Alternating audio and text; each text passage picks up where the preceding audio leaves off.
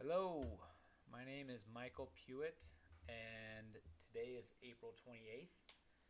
Just set the FKT for the Escalante Overland route last week. Making this video because there's a lot of things that I'd like to emphasize, and I'll let everyone go through the trip report on their own. But yeah, let me just emphasize some things here. First thing I'd like to emphasize is that if you'd like to contact me, I can give you some tips and suggestions on the route. Just ask that you wouldn't share that with a wider audience, but feel free to contact me. All right, so I'm going to be going through these four things on the top here. I'll let everyone do the trip report and the nasty foot video on their own. My feet, I mean, look, I've done ultra marathons, I've done a lot, and my feet have never been this messed up. So don't take this route lightly. Like this route, you're never going to be on good footing. It's constant up, constant down, constant loose rock. My feet got jacked up. And also there's sand too. I think the sand got in my shoe and it's just, my feet are messed up. I will say that. But I'll start with thank you. I'll start by going through some standards as well and really my history and how you can set an FKT as well. First, I'd like to thank Steve Allen. I mean, his book is great. I was just kind of rereading some of the things at the beginning of his book, and I think it does a good job of basically giving a good disclaimer for the area and how to just be prepared for the backcountry. You really got to bring your A game. So thank you, Steve Allen, for building this incredible route. Your guidebook is great.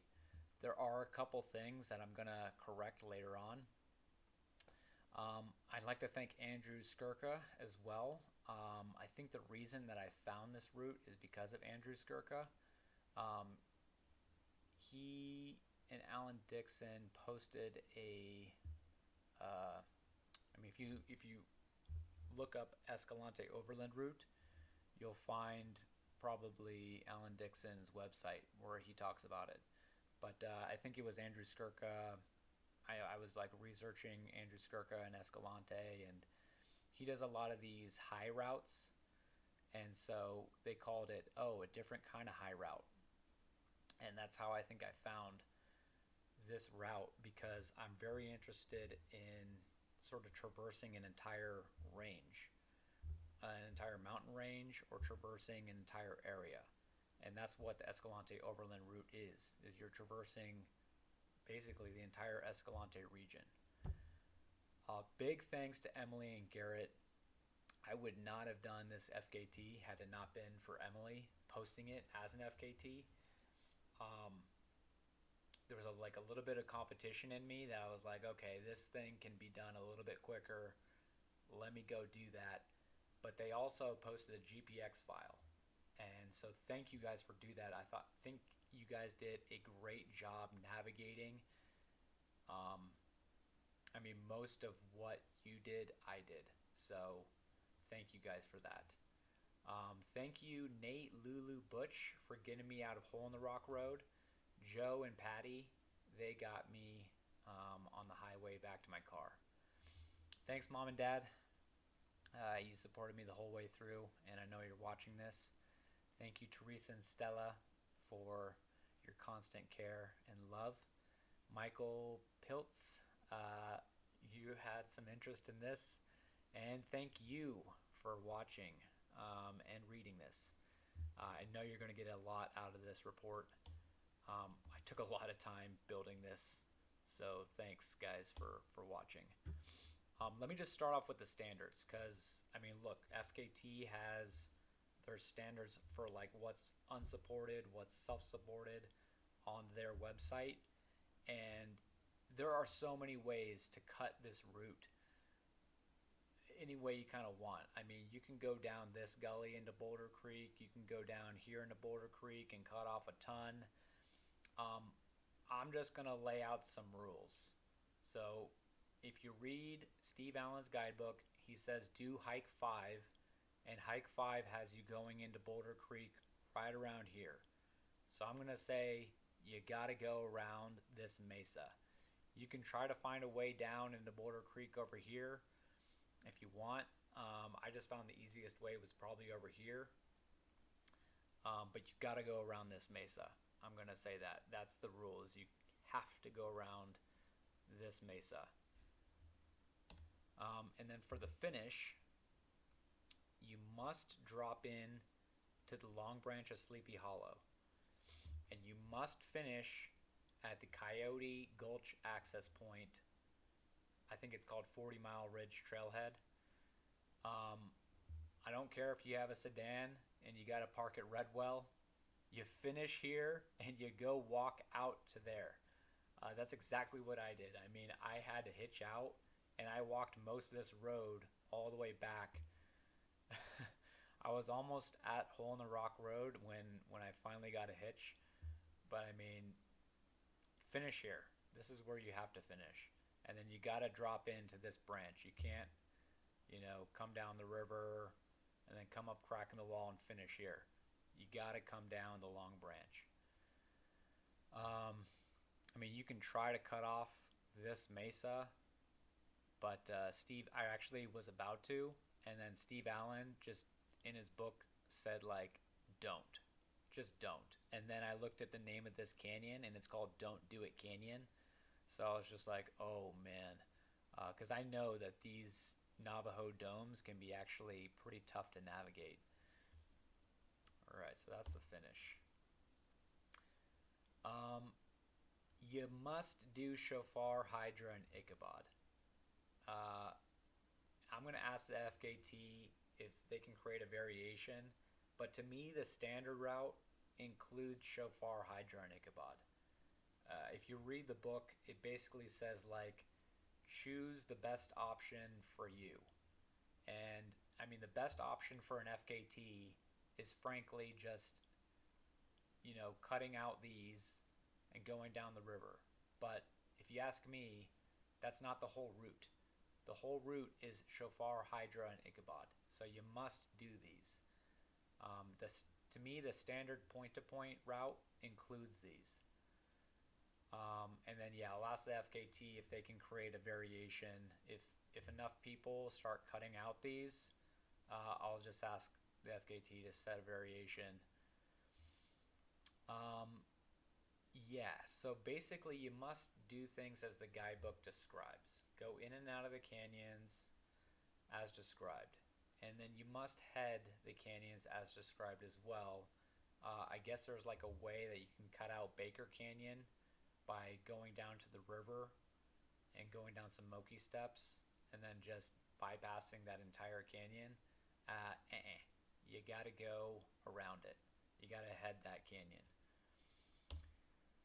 And so you're probably saying, okay, you're putting all these shackles on me. What can we do? You do have some freedom. I think cutting meanders is fine. Like Boulder Creek at the beginning. If you look at my GPX, you'll see. If you look at Emily and Garrett's GPX, you'll see, you can cut some of these. I think that's fine. If you head canyons sooner than later, that's fine too. Baker Canyon has a lot of options to head it sooner than later. So does Fold. Fold has some other Moki steps or something you can use. And if you're hauling a rope, I say, do it. There's no reason that you shouldn't head these canyons. If you're hauling a rope, head these canyons sooner than later. Just these are standards, right? Etiquette. Leave no trace. Do not poop in the washes or the canyons. You got to poop up on the benches. You cannot poop within a quarter mile of the Escalante unless you bring a wag bag. You can poop in the wag bag in the Escalante. Or if you're at the Escalante, you can use a wag bag. Pack out your toilet paper and then spit your toothpaste into the sky at a 30 30-degree angle, like this, to disperse the chemicals. Keep the potholes clean, so get your water from the potholes and then take it away from the potholes and clean your feet or whatever you need to clean. And avoid cryptobiotic soil when you can. I put when you can because you can't always avoid it. Sometimes you just got to go through it. Take as big of steps as you can. So a little bit about me. I have a rock climbing background, and that helped me a ton. Today, I do ultra marathons, specifically 100 milers. I'd like to get into longer distances, like 200 miles. I've hiked in this region for a long time. In 2020, I did a hike.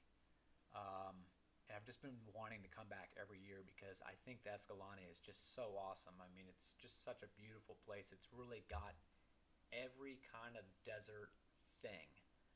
They got great sand. You got beautiful Navajo sandstone. The Wingate is incredible. So I've always just thought that the Escalante is really where the juice is. So that's why I've been coming back every year. In 2022, I did a whole bunch of Steve Allen's hikes. I sort of strung together a whole bunch of his hikes, and that to me was the hardest hike that I've ever done. Still to this day, it was harder than the Escalante Overland Route. And then there's a 5-1 slab that he describes in hike 37, and I shit my pants from that hike, or from that climb, because that climb has got consequences. If you were to slide down that slab, there's a chance you could fall off a bigger cliff. So the amount of exposure was very high. And I didn't have a plan B, and so I just did the climb with my pack on. And it was dumb, but I'm still alive. And I was like, okay, never again, never again. And ever since then, I've definitely been intimidated by this area. So have a backup plan. Like, be willing to bail, or be willing to go down the river more, or something. Have a plan B if you can't do a climb. So after that hike, I found the Escalante Overland Route posted on the FKT website, and I was like, I'm gonna do that. I'm gonna do it. So I was preparing to do it in 2023, and then with the memories of 2022, I just started freaking out before the hike. I was like, oh my God, I shouldn't even do this. So I was very intimidated. So I got a pack raft, and I pack rafted down, and I scouted all the entries and exits for each canyon. And then I also did the entirety of the route from Fold all the way to Ichabod. I basically camped out right around the bottom of Shofar Canyon, and then I took one of the routes up, the middle route. It puts you right in Shofar. And one day I did Shofar and Fold, and the other day I did Hydra and Ichabod, and then I hiked back to my camp each night. So I've done a ton of scouting. I know this area well, and I think for this route, if you're going to do this route and you've never hiked in the Escalante, I'm going to say do not do it. You must do one of Steve Allen's harder hikes to understand what you're getting yourself into. That to me is mandatory. You must do one of the harder hikes in the book, because you gotta just know what you're getting yourself into. Like I said, this place can be scary depending on what you do. So yeah, it's paramount that you understand your experience level and what the book is saying. Like, how do those two things match up? Okay, so why am I posting the spot? Because I know that's going to piss some people off. but to me, the spot gives me it's enough proof that I did it according to the standards that I just set forth, and it doesn't give you exact locations. With that being said, you're gonna be able to kind of start piecing together uh, the route from whatever I gave, and also there's a couple other sources that I'll show here. You're going to be able to kind of piece together the route from the guidebook, from this website, from Steve Allen's guidebook itself, from Alan Dixon's post. You're going to kind of be able to piece together the route a little bit better. And from what I give too, it'll give you a couple hints as well of how to do this. So I wanted to slightly build on what Emily and Garrett provided because they provided the GPX. So I wanted to build on that a little bit, but not give exact locations. And if that pisses you off, I would just say, how many places have you discovered because of the internet? Probably more than 10. So just, be okay with me sharing this. Okay? And then, if you're like me, you live far from the Escalante, you only have 3 vacation days a year or 3 weeks vacation a year. So you got to do a lot of planning at home. You don't have time to go out, explore, get lost, and take longer than is needed. You want to come in with a plan and have an idea of where you're going. And if you're like me, then you spend hours on Google Maps and try to map it out before you actually go there. We have limited vacation days, really. And then, I think even with this spot and even with these couple sources, you're still going to have to go out there and do some work. You're going to have to earn it. I think. It's possible to go out and do it if you're pretty elite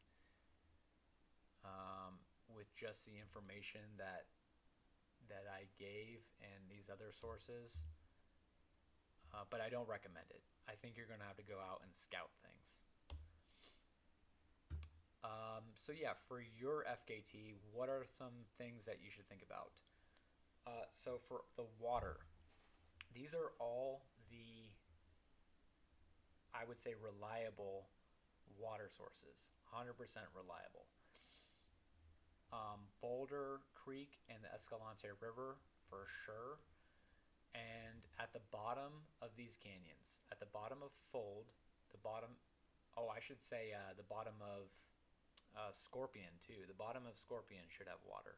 Sorry, I missed that. Bottom of Scorpion, bottom of Fold, Shofar, Hydra, Ichabod. Also Horse. I left out Horse. So those are the key water sources. So add Horse and add Scorpion to this list. And those are your water sources. I wouldn't depend on any potholes at all. But at the bottom of these canyons, you will find water. I can say that. I am pretty sure those are not going to dry out. This is a great resource for Shofar, Hydra, and Ichabod. This one. This is from Fosana, who posted about the Escalante Overland Route, a Hertrip report. I found that very helpful. You're going to have to think about moonlight for your FKT. Likely you're going to need to hike at night, and it's a lot easier with moonlight. I think this is best done on a 65-degree day in late May. But I went in April hoping for the best. I got 78-degree days, which kind of sucked, but I was hoping for 65-degree days. I think that would be the best.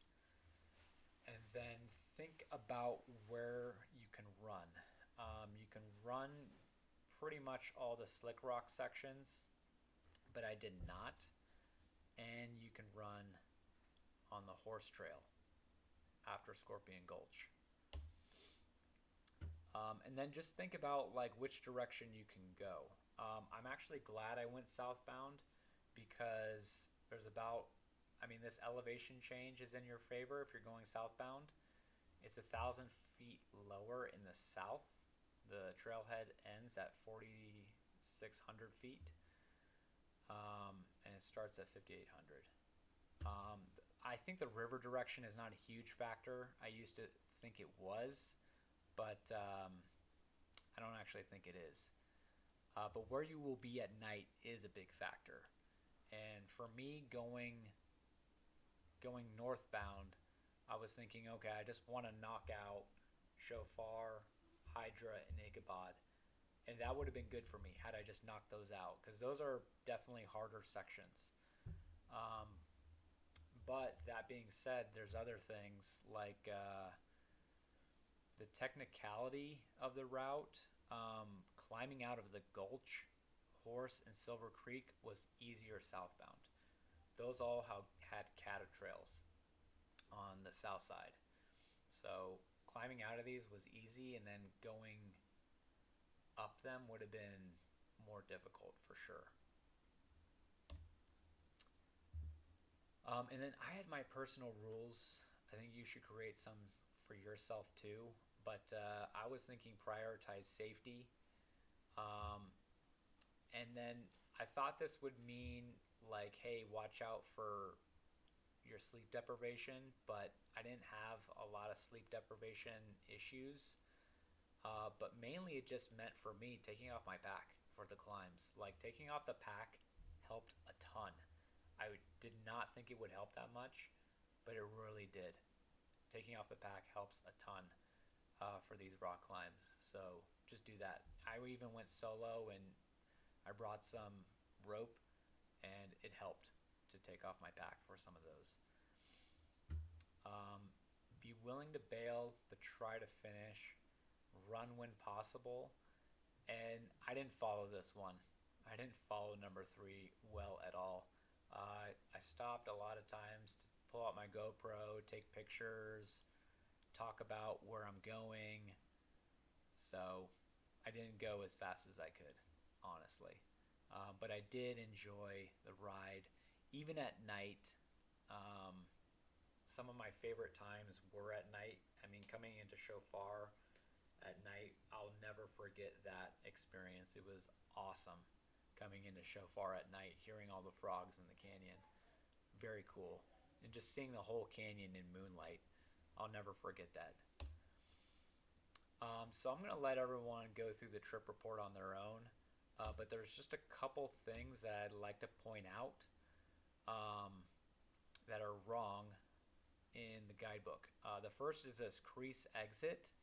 So it's listed in the middle of the Narrows. So this whole section is Narrows. And this exit is actually up here. For sure it's up here. And then you don't enter down here, you enter over here. So I feel okay correcting this because it's a map in the guidebook, and it's incorrect. For sure that's incorrect. And then there's just one more correction. And I'll let everyone do the trip report on their own. But it's about Ichabod. So I'd like to give some people some information on Ichabod. Not enough information, I'll say that. Enough information, but not too much.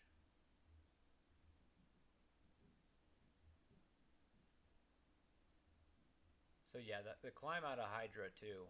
I go over the climb out of Hydra. That actually scared me.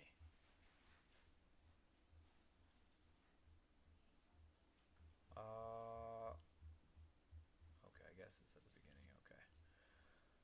Okay, so in the guidebook, and I feel okay correcting this because to me, if you have to bring a rope and harness, that's maybe an extra 15 pounds. 10 pounds for the rope and the harness, and then you're going to have to bring a different pack. So if you're going to have to carry all that crap for an extra 100 miles, that is ridiculous. So don't do that. Here's what the guidebook says. It says the route to the bottom of Ichabod is tricky. I disagree. It is not tricky. It is located a quarter-mile up canyon. Yes, this is correct. But do not do the rappel. I will tell you that the descent to the bottom of Ichabod is obvious and that you can walk to the bottom. This other website that I listed, the Tutum, they walked to the bottom basically. So follow what they did. I think I have a quick video somewhere in here. It doesn't tell you how to get to the bottom, but it does kind of detail it slightly, or it gives you a couple hints. Just walk to the bottom. Just walk to the bottom. Do not bring a rope to rappel. You're not going to need it. You should bring a little rope to lower your packs, but you shouldn't bring a rope to rappel on, because like I said, that's going to be an extra maybe 15 pounds that you just don't need. All right, thank you very much. I had a great time on this trip. It was definitely a trip for sure. Toughie but a goodie. And I'll let everyone go through the trip report on their own. Thank you very much. Don't be afraid to send me an email if you need. Have a great day.